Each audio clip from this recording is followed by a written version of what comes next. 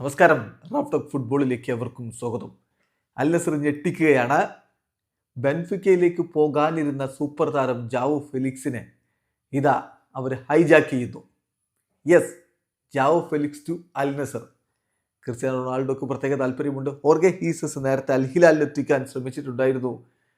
Joao ഫെലിക്സിന് അന്നത് സാധിച്ചില്ല. ഇപ്പോഴിതാ അദ്ദേഹത്തെ അൽ നസറിലേക്ക് കൊണ്ടുപോകുന്നു. ഫബ്രിസിയോ റൊമാനോ അടക്കമുള്ളവർ ഇക്കാര്യം ഇപ്പോൾ സ്ഥിരീകരിച്ചിട്ടുണ്ട്. ഫബ്രിസിയോയുടെ റിപ്പോർട്ടിലേക്ക് പോയാൽ Al Nassr are in advanced talks to sign João Felix and hijack Benfica's move.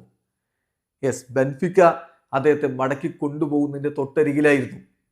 അവിടെ നിന്നാണ്, അതായത് പോർച്ചുഗലിലേക്കുള്ള മടക്കത്തിൻ്റെ തൊട്ടരികിലാണ് അദ്ദേഹം ഉണ്ടായിരുന്നത്. അവിടെ നിന്നാണ് ഇപ്പോൾ അൽ നസർ അദ്ദേഹത്തെ ഡീൽ ഹൈജാക്ക് ചെയ്ത് കൊണ്ടുപോകാൻ ശ്രമിക്കുന്നത്.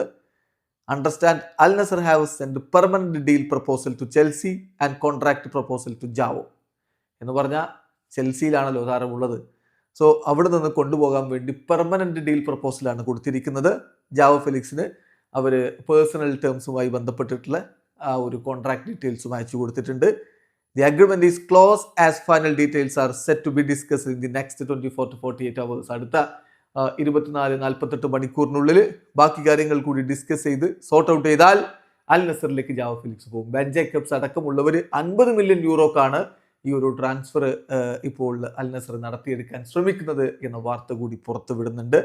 എന്തായാലും നടക്കുകയാണെങ്കിൽ രണ്ട് പോർച്ചുഗീസ് സൂപ്പർ താരങ്ങൾ ഒരുമിച്ച്, അത് തീർച്ചയായിട്ടും പോർച്ചുഗലിന്റെ ദേശീയ ടീമിനും ഗുണം ചെയ്യുമെന്ന പ്രതീക്ഷയിൽ തന്നെയാണ് ആരാധകരുള്ളത്.